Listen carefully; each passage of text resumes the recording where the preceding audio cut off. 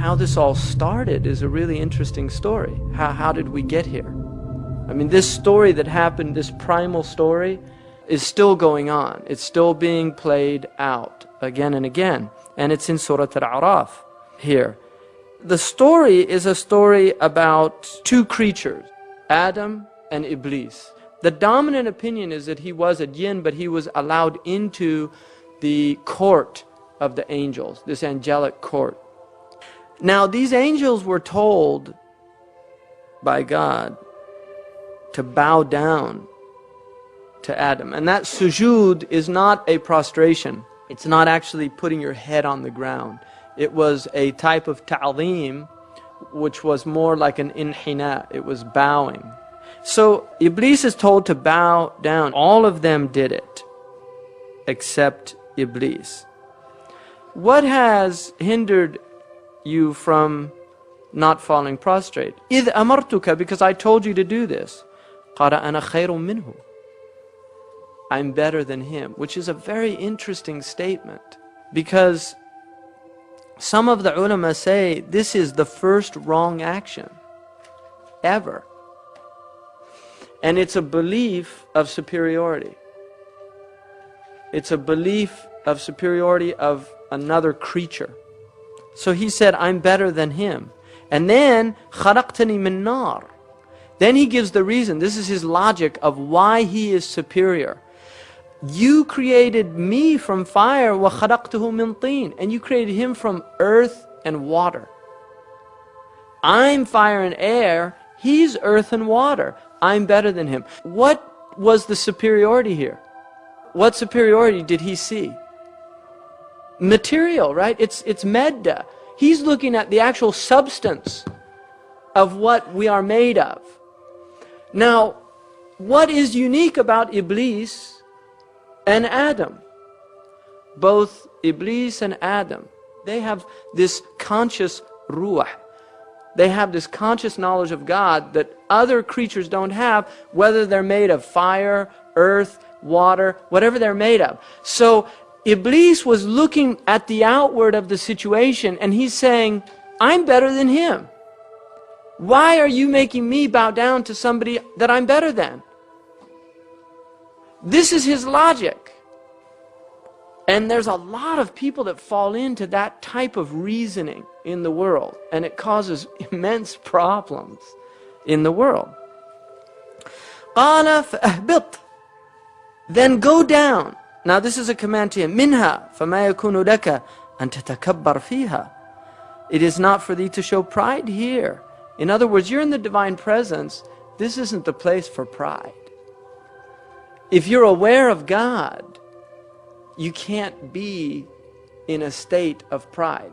And therefore, he was cast out of this presence, because the two can't go together. And then he says, فَخْرُجْ إِنَّكَ مِنَ الصَّاغِرِينَ. Get out of here because you are the saghir. You're not better, you're worse. You're the humiliated one because of your pride.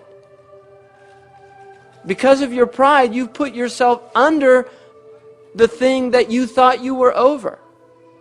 So the actual thinking that you were over this other creature has put you under that creature by default. So go out. His kufr is called kufr al-isyan. It's the disbelief of disobedience. And then he says, قَالَ أَنظُرْنِي أَنظِرْنِي إِلَى يَوْمِ يُبْعَثُونَ. Give me some reprieve. قَالَ إِنَّكَ مِنَ الْمُنظَرِينَ. You've got this reprieve. قَالَ فَبِمَا أَغْوَيْتَنِي. This is really key here. بِمَا أَغْوَيْتَنِي, now, because you led me astray. Right? So he's blaming, now he blames Allah. This is the beauty of Iblis. Look at this foolish intellect. First, he says, why didn't you do it? And he says, because I can't do that, I'm better than him. Then he says, Bima aghwaytani, you made me go astray by telling me to do it in the first place. Because I couldn't do it, you said do it. And so it's your fault. It's not my fault, it's your fault. See, he's blaming God for his problems. بِمَا أَغْوَيْتَنِي لَأَقْعُدَنَّ لَهُمْ صِرَاطَكَ الْمُسْتَقِيمَ. I will now lurk in ambush for them. In other words, these humans. Because you told me to do this thing. So it's both of your faults. You told me to do something that I couldn't do. And the reason I couldn't do it is because he wasn't worthy of it. So he's got two adversaries here. He's angry at God and he's angry at Adam. And then he says, ثُمَّ لَأَتِيَنَّهُمْ مِنْ بَيْنِ أَيْدِيهِمْ, and I will come upon them from before them, وَمِنْ خَلْفِهِمْ, and behind them, وَعَنْ أَيْمَانِهِمْ, and to their rights, وَعَنْ شَمَائِلِهِمْ, and to their lefts, وَلَا تَجِدُ أَكْثَرَهُمْ شَاكِرِينَ, and you will not find most of them filled with gratitude. So this is important too, because what Iblis has set out to do now is show that they're ingrates. That's what he wants to do. He wants to show God that you made a mistake, you shouldn't have made him the Khalifa, the Caliph on earth, and you're going to see that they're not going to be grateful for what you've given them in the first place. And so it's very interesting, this story, because what it's telling us is that if you place God in his right position and you place yourself in your right position, which is that you see God over you and you're under, in prostration, in this state of submission, shaitan has no access. When does shaitan flee according to the hadith?